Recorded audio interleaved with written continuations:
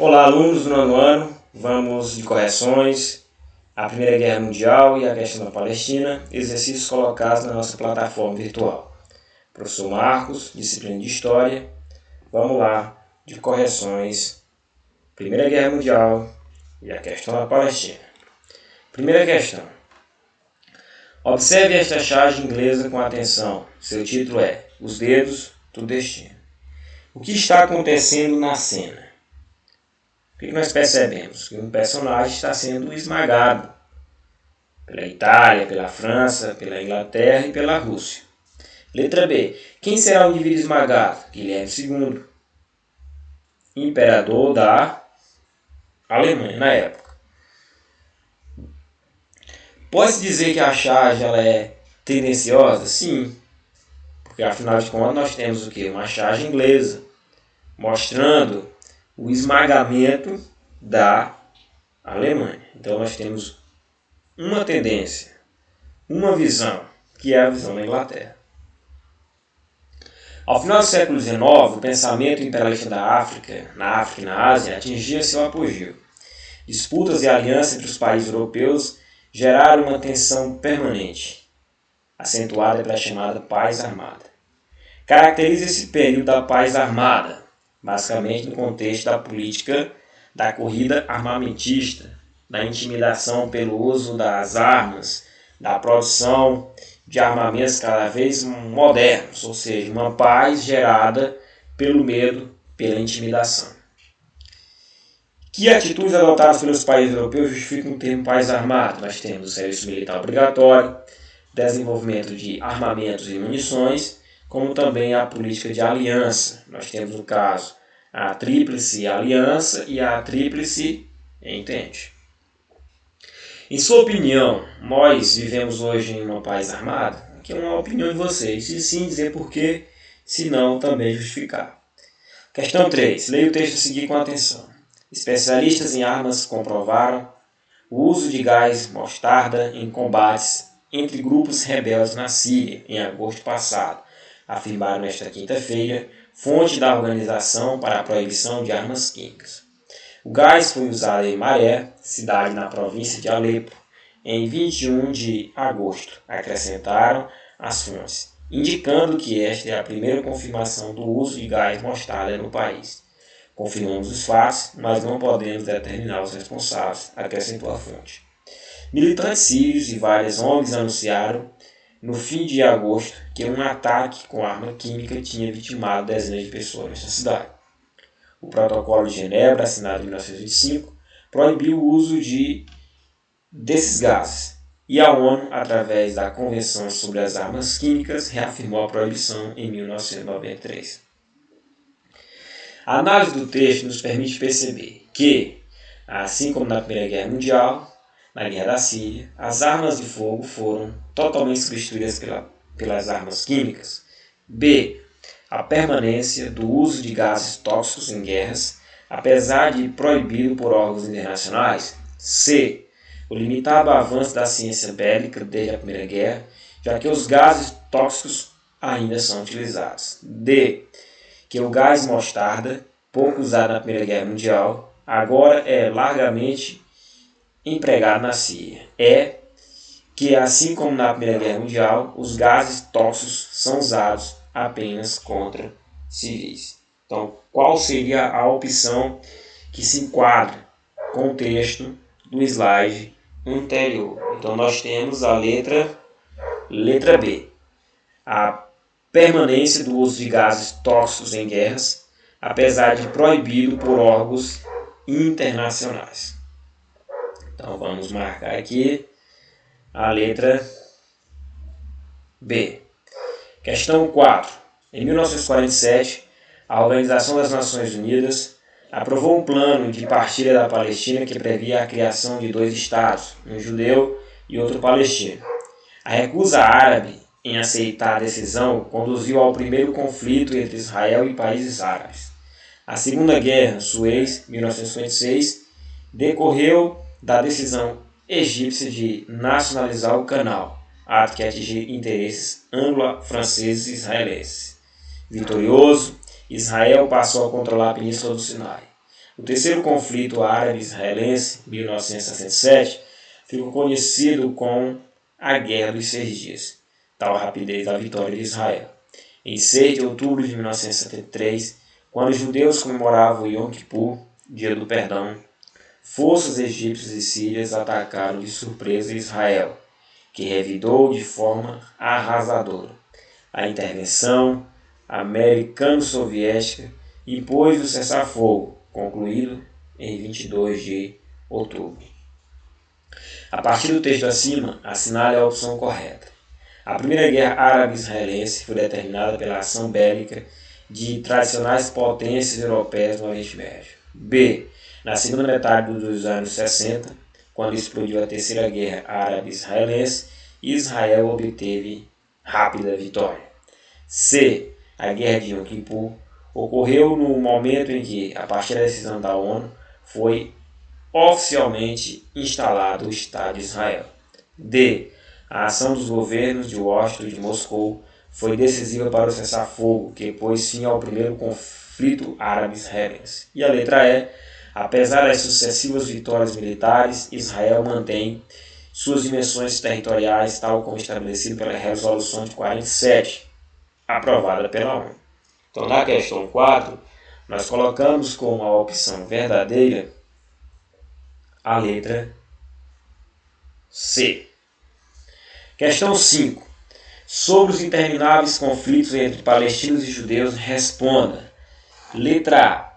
Quais são os seus principais motivos? Ou por que esses conflitos entre judeus e palestinos acontecem?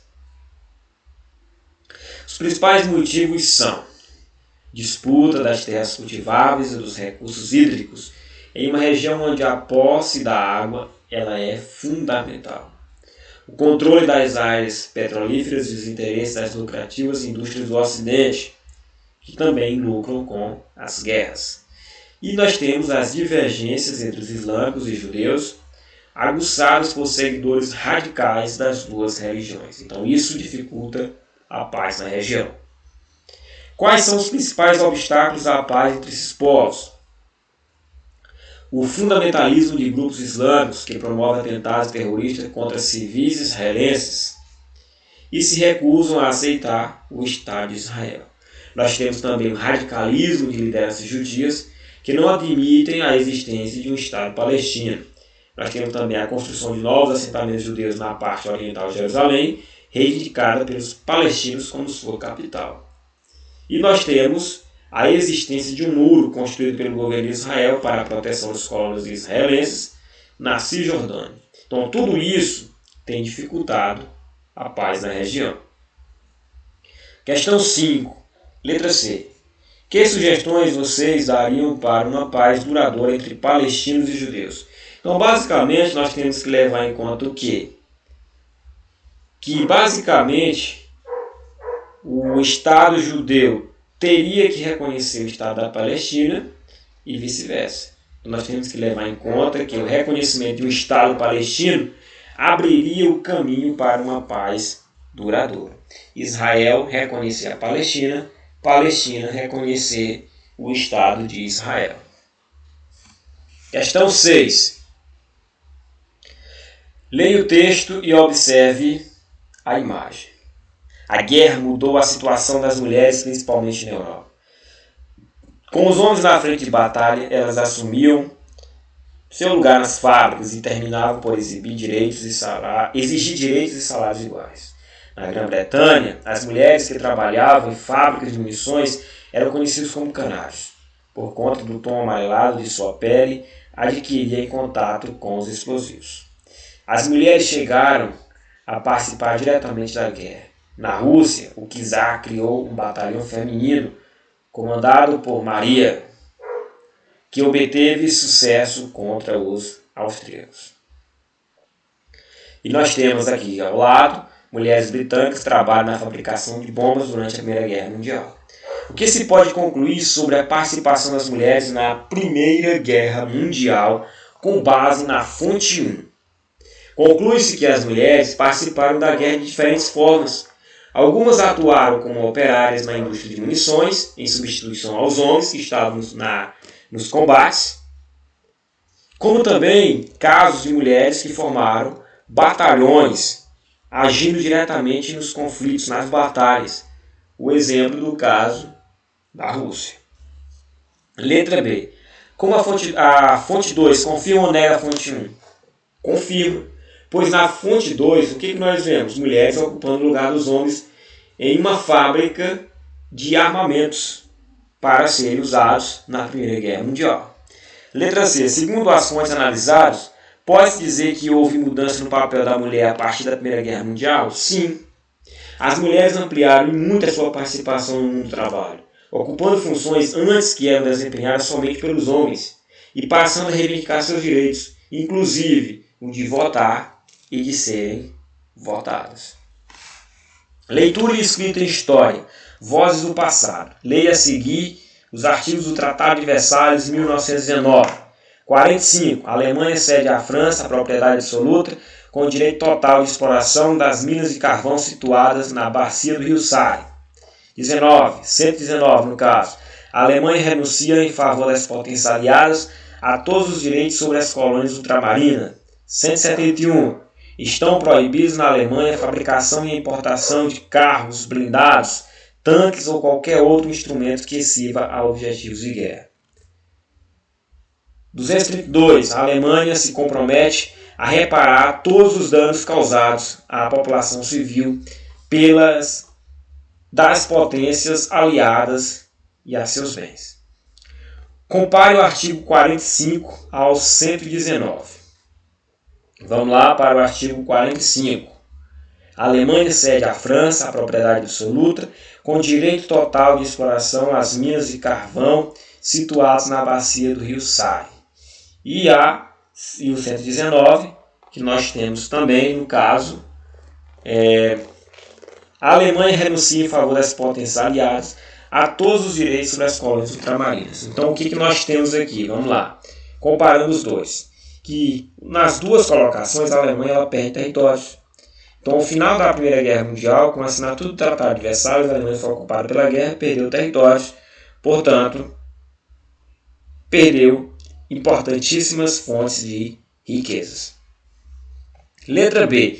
Em que artigo se percebe uma preocupação dos vencedores da Primeira Guerra Mundial com uma possível retaliação alemã? Então, qual é o artigo que fala dessa retaliação alemã? O que vocês acham aí? Nós temos isso lá no artigo 171. Vamos voltar. 171. Estão proibidos na Alemanha a fabricação e a importação de carros blindados, tanques ou qualquer outro instrumento que sirva a objetivos de guerra. Então nós temos aqui uma retaliação à Alemanha, que não poderia fabricar nem importar carros blindados, tanques ou qualquer outro instrumento que poderia ser utilizado em uma guerra. Observando os artigos expostos acima, podemos afirmar que o principal interesse dos países vencedores da Primeira Guerra Mundial era o rápido estabelecimento de uma paz duradoura? Não. Os vencedores da Primeira Guerra Mundial estavam interessados em conquistar benefícios financeiros da Alemanha. Para isso, eles tiraram territórios da Alemanha e exigiram da Alemanha pagamentos pelos danos da guerra. Certo? Vamos lá. Vozes do presente. Sobre a participação do Brasil na Primeira Guerra Mundial, um historiador escreveu: aviadores brasileiros combateram ao lado dos pilotos britânicos e franceses. Oficiais do exército serviram na frente ocidental em unidades do exército francês.